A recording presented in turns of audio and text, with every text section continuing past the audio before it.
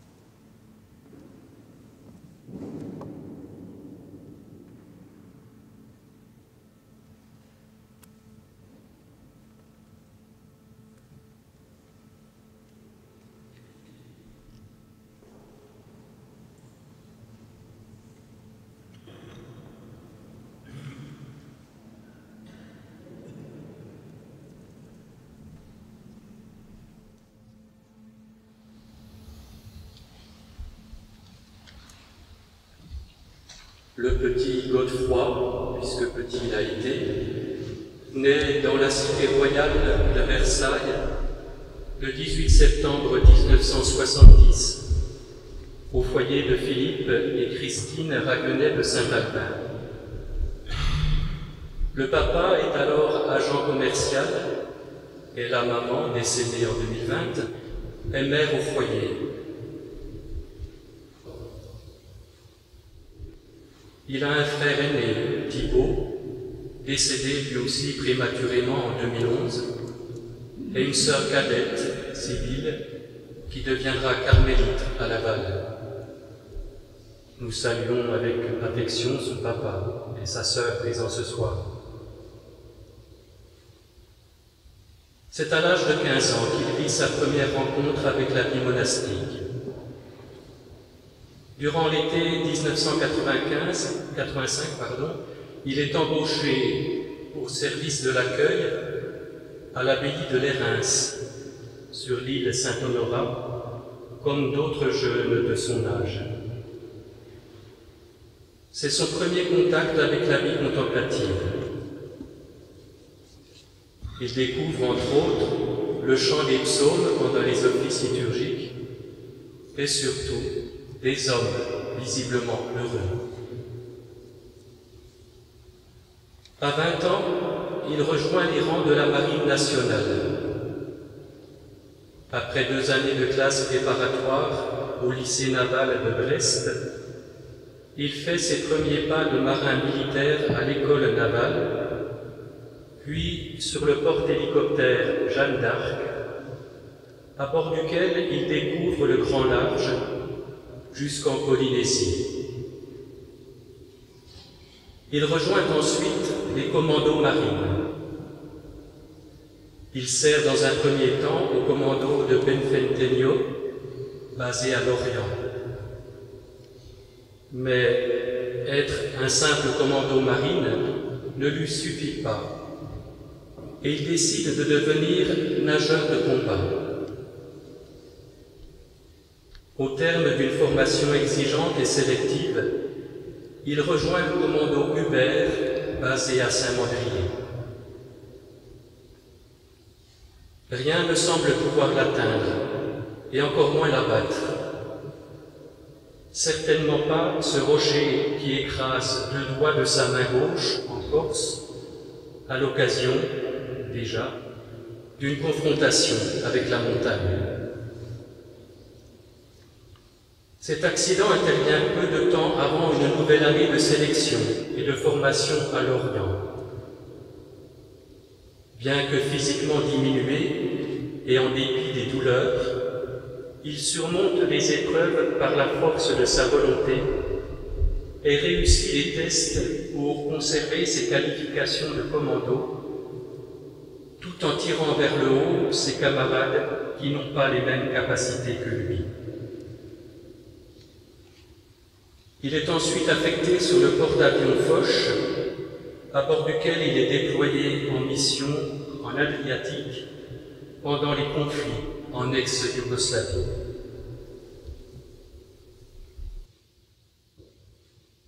En 2000, il est sélectionné par la Marine pour être officier d'échange au sein des commandos d'élite de la Marine américaine, les Navy SEALs.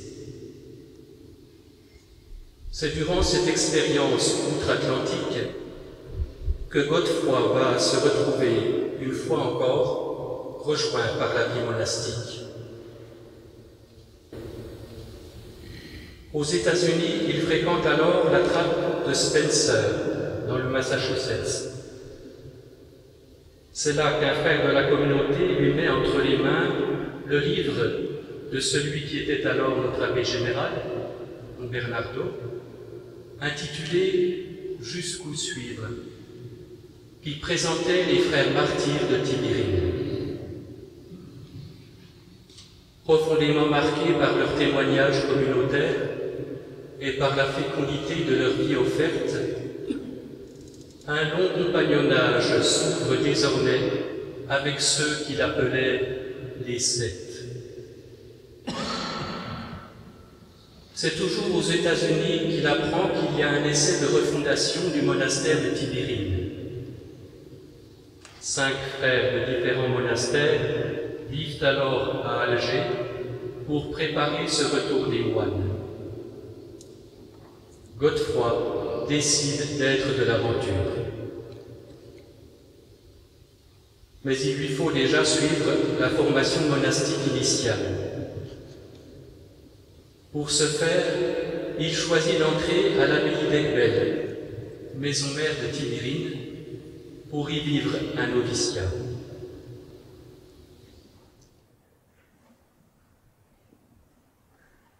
Six mois après son entrée, l'annonce est faite que le projet de refondation de Tibérine est abandonné. Il poursuit donc sa formation pour être moine d'Aiguebelle, mais sans cesser d'envisager un ailleurs. Son parcours monastique en sera rendu chaotique et parfois douloureux.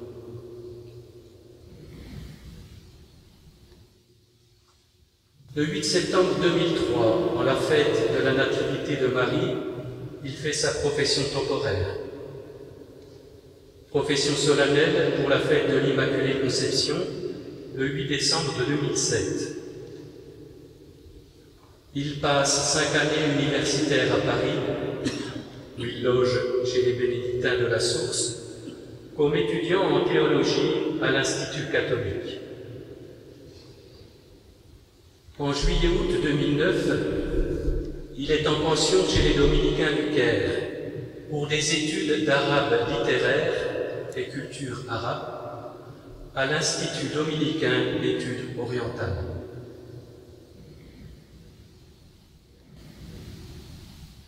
Il est ordonné prêtre le 1er octobre 2011 par Monseigneur Vincent Landel, alors archevêque de Rabat au Maroc, pays dans lequel il se rend plusieurs fois pour aller vivre des séjours dans la communauté de Midelt, qui prolonge la communauté de Tibérine, et où vivent encore les 2 rescapés du drame de 1996, Père Amédée et Père Jean-Pierre. En 2013, il fait un séjour de mai à juillet au monastère de Kasansa, en République démocratique du Congo, pour aider à la formation des frères. Cours de philosophie, d'anglais, sur l'islam, par les homélies, le travail manuel et la présence aux frères. En 2014, il rencontre un ancien novice du monastère de Marmoussa, au nord de Damas, en Syrie, refondé par le père Dall'Olio, jésuite porté disparu depuis 2013. Par 2 fois, il demande à pouvoir rejoindre cette communauté écuménique en dialogue avec l'islam. Les 2 fois, sa communauté refuse. À la fin de la même année, il est sollicité pour être aumônier de la petite communauté de nos sœurs trapistines d'Azéïr, en Syrie, à la frontière avec le Liban. Il accepte, et cette fois-ci, sa communauté le laisse partir. Il arrive là-bas le 2 février 2015, en la fête de la présentation du Seigneur.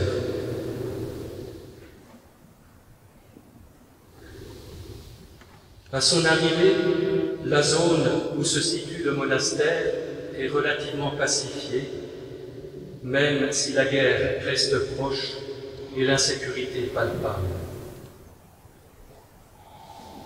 Il va rester 3 ans et demi au service de nos sœurs, réalisant ainsi ce qu'il avait désiré, être, selon son expression, un petit grain de prière dans une marée de souffrance, et vivre le dialogue avec l'islam.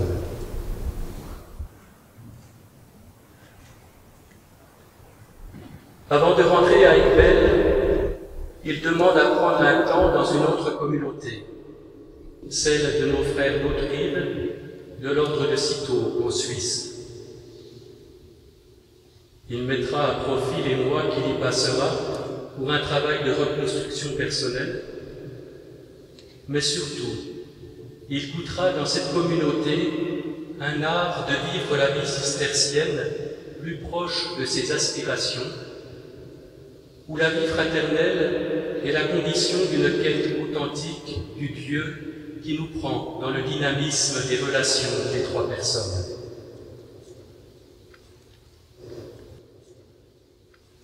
Il restera très attaché à cette communauté qui se trouve être notre sœur de sang, fille de la même maison mère, chaque Dieu. En 2019, notre communauté est à un tournant de sa vie, avec la démission pour raison d'âge de son abbé, don Jean-Marc. Chargé de nous trouver un supérieur, don Georges, supérieur de notre maison mère d'Ekbel, songe à Père Godefroy, qui vient de rentrer dans sa communauté. Celui-ci accepte et est installé supérieur à Nutum le 24 janvier 2020. Il sera élu abbé un peu plus d'un an plus tard, en la fête de l'Annonciation le 25 mars 2021,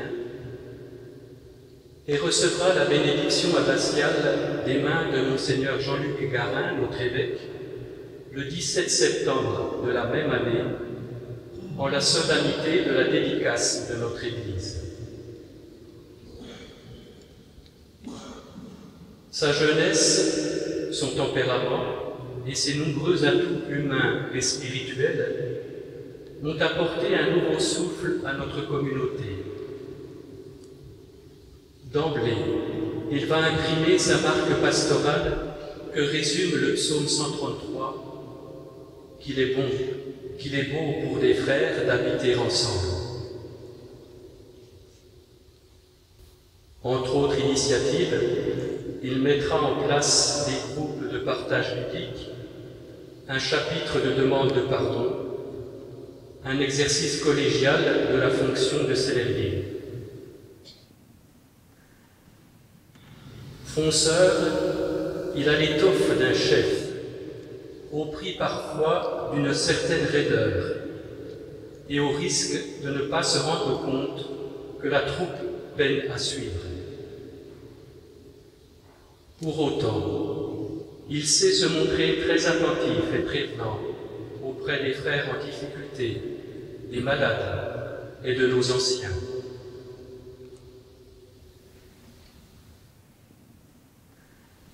Homme à la fois ardente et au fort rayonnement, familier des Écritures, à la parole et à la plume facile, il prend à cœur son rôle d'enseignant. Chapitre quotidien, où il excelle à faire le lien entre la règle et les lectures de la messe du jour. Homélie consistante dont la longueur, 15 minutes, est devenue légendaire. À son arrivée, il trouve notre atelier d'électrolyse dans une situation de grande tension en interne et avec la communauté.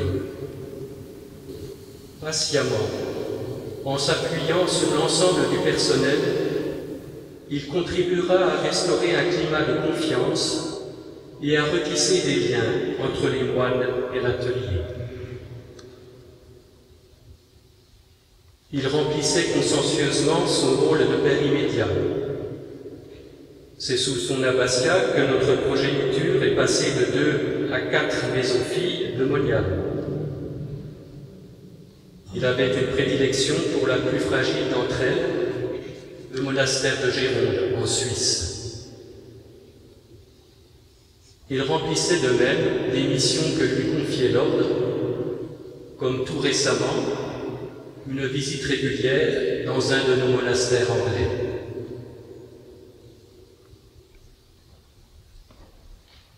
L'accident de jeudi dernier, lors d'une randonnée en montagne en Suisse, alors qu'il y prenait un temps de repos bien mérité, est venu mettre un terme prématuré à son abbatiat, nous laissant orphelins et dans un grand désarroi.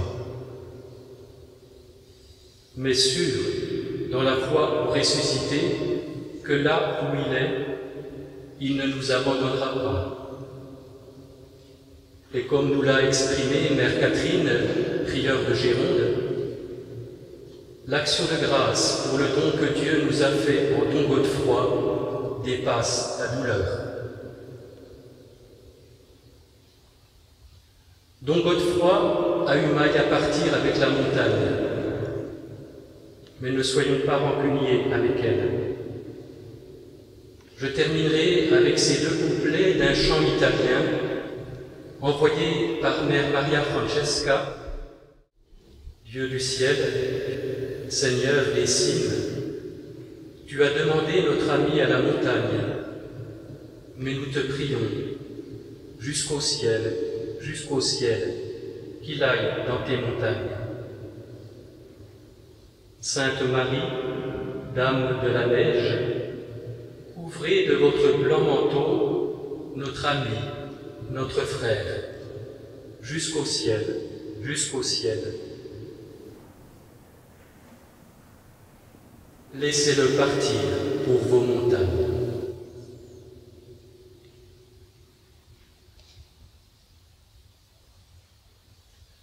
Nous allons maintenant entendre un enregistrement qui a été fait par notre amie Violaine, cinéaste, dans le cadre d'un documentaire pour KTO, traitant de la manière dont se vit à Assé l'accompagnement des malades, des frères âgés et en fin de vie. On y entend donc Godefroy lire le dernier chapitre du livre de Qoélette.